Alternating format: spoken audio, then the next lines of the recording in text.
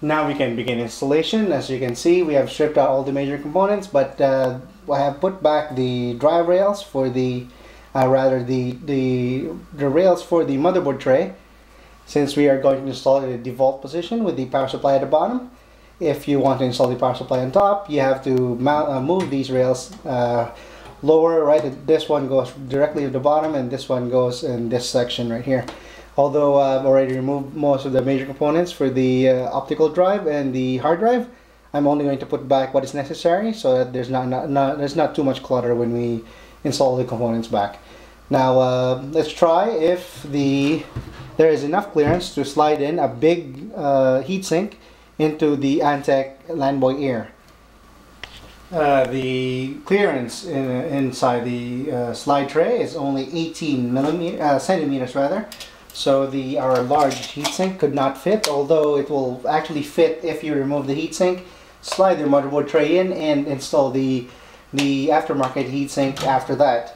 Now we're just going to slide in with a smaller 90mm fan heatsink instead of a 120mm like the large one installed. So as you can see, this one will slide quite clearly.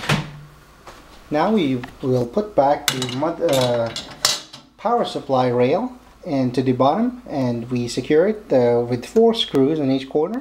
Now it's just a matter of sliding the power supply into the case. First, make sure that if the power supply, like this high current Pro 750 watt Antec power supply, which has a fan at the bottom, make sure that it is facing downward when you slide it down.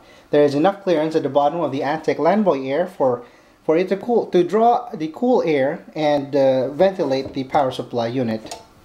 Simply align the rail at the bottom and slide place, and then secure with the single tool-free lock at the bottom.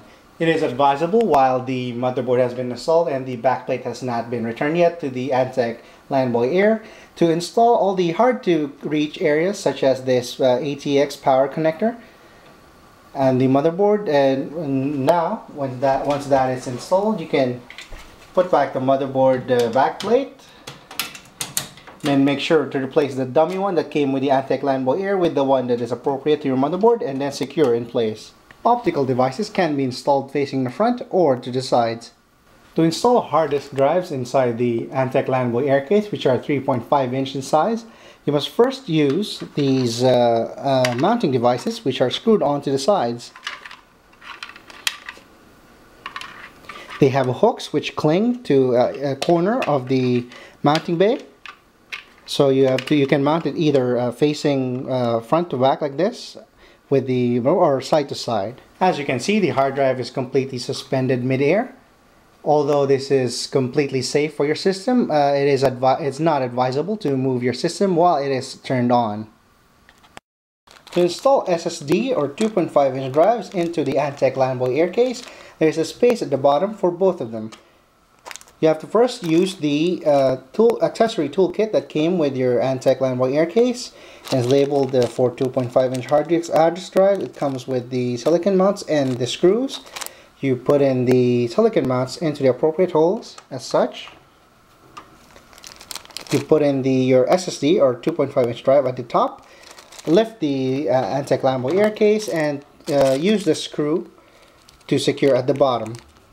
There is enough clearance to install an 11 inch video card inside the Antec LanBoy Air Case, but you can actually fit an HD 5970, which is a 13 inch card, if you slide it down forward first and then put it in place. This is an HD 6970 video card, and a little wiggle room. You install it in place.